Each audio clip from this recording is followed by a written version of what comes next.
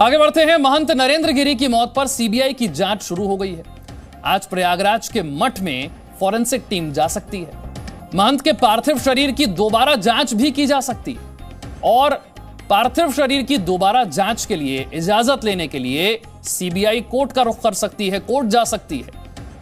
महंत नरेंद्र गिरी की संदिग्ध हालत में मौत जांच सीबीआई के हवाले है और अब पार्थिव शरीर की दोबारा जांच हो सकती है, जिसके लिए सीबीआई इजाजत लेने के लिए अदालत जा सकती है।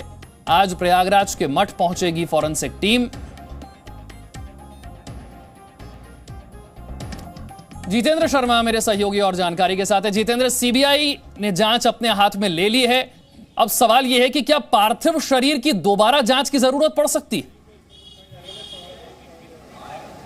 देखिए विशाल, सीबीआई ने अपनी जांच शुरू कर दी है। कल वो यहाँ पर आए थे और करीब 2.25 घंटे वो मठ में रहे हैं। यहाँ पर बलवीर गिरी और जो यहाँ पर जो रसोइया है उससे पूछताछ की है। इसके अलावा जो लोग उस दौरान जब महंत नरेंद्र गिरी की लाश कमरे के अंदर मिली थी उनको उतारा गया था, तो जो लोग मौजूद थे उन सब से ब्रीफली इंटरोगेशन, जिसको हम कह सकते हैं, क्योंकि 2.25 घंटे में सीबीआई की पूछताछ नहीं हो सकती, लेकिन ब्रीफली इंटरोगेशन की किस तरह के हालात थे, क्या सब चीज़ें हुए थे, तो वो सब सीबीआई ने यहाँ पर किया है। इस पूरे मठ को एक बार चेक किया है कि किस तरह से एंट्री है, किस तरह से एग्जिट है, कौन कहाँ से आ सकता है, कौन कहाँ पर रुकता है, महंत का कमरा कौन सा था, किस कमरे में महंत की नरेंद्र गिरी की लाश मिली थी। तो ये तमाम जो जानकारियां हैं कल सीबीआई ने यहाँ पर आकर के जुटाई हैं।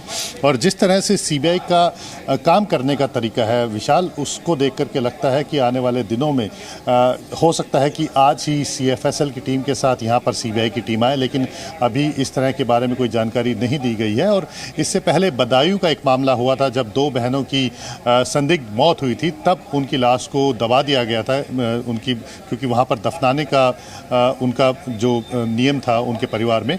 लेकिन जब सीबीआई के पास जांच गई थी तो लाश को वापस निकाल करके उसका पोस्टमार्टम करवाया गया था। तो ठीक इसी तरह से इंडिकेशन जो हैं इस पूरे मामले में यहाँ पर होते हुए दिखाई दे रहे हैं। लेकिन इसके लिए कानूनी पेचीदगियाँ हैं, क्योंकि संत समाज से जुड़ा हुआ मामला है और इसके अलावा अदालत से इस पूरे मामले को लेकर के परमिशन लेनी होगी। तो सीबीआई वो सारे जो चीज़ें होती हैं उन सब के बारे में जानकारी जुटा रही हैं, ताकि किसी को की भावना को भी ठेस ना पहुँचे। लेकिन ये बात ज़रूर है कि सीबीआई जो है इसमें थोरो इन्वेस्टिगेशन करने जा रही है। CFSL के जरिए मठ की, जहाँ पर महंत नरेंद्र गिरी की लाश मिली थी, वहाँ पर जांच करवाएगी।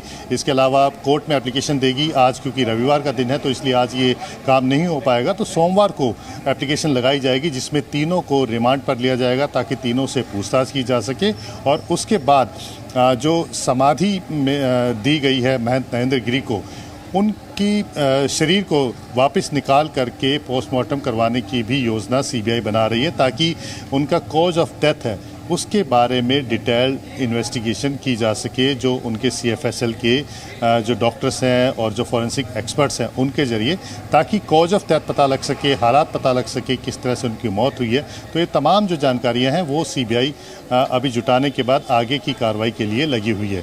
इसमें सबसे अहम कुछ और पॉइंट भी हैं विशाल, की जैसे कि जो सबसे इम्पॉर्टेंट है इस पूरी इन्वेस्टिगेशन में है वो है सुसाइड लेटर, क्योंकि सुसाइड लेटर में को लेकर के भी सवाल उठ रहे हैं, क्योंकि सुसाइड लेटर में ये बताया गया है कि वो ब्लैकमेल किए जा रहे थे आनंद गिरी के द्वारा। आनंद गिरी कोई मॉर्फ वीडियो बना करके उनको ब्लैकमेल कर सकता था।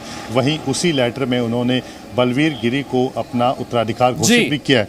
लेकिन इसमें एक अहम बात ये भी है विशाल कि इससे पहले खुद महंत नरेंद्र गिरी अपनी वसीयत कर चुके हैं, जिसमें 3 बार उन्होंने ये वसीयत किया। सबसे पहले 2010 में बलवीर गिरी को अपना उत्तराधिकार घोषित किया था, लेकिन ठीक 1 साल बाद आनंद गिरी को अपना उत्तराधिकारी घोषित कर दिया था। लेकिन बीच में उनके हालात देख करके पिछले जून 2020 में फिर से बलवीर गिरी को अपना उत्तराधिकार घोषित कर दिया था। ये रजिस्टर्ड वसीयतनामा है, तो इस आधार पर अगर माना जाए तो सुसाइड नोट में वसीयतनामे वाली बात है वो बिल्कुल सही होती हुई दिखाई दे रही है। लेकिन इसमें एक जो जांच का बिंदु है जिसको सीबीआई एक्सप्लोर भी करना चाहती है, कि कहीं ये मठ की संपत्ति से जुड़ा हुआ और मठ को के उत्तराधिकार को लेकर के कोई आपसी सीबीआई ने जांच अपने हाथ में ले ली है। जांच किस तरह से आगे बढ़ रही है ये विस्तार से बताया जितेंद्र ने। बहुत बहुत शुक्रिया इस जानकारी के लिए। Presenting B News app available on Google Play and App Store. Download it now.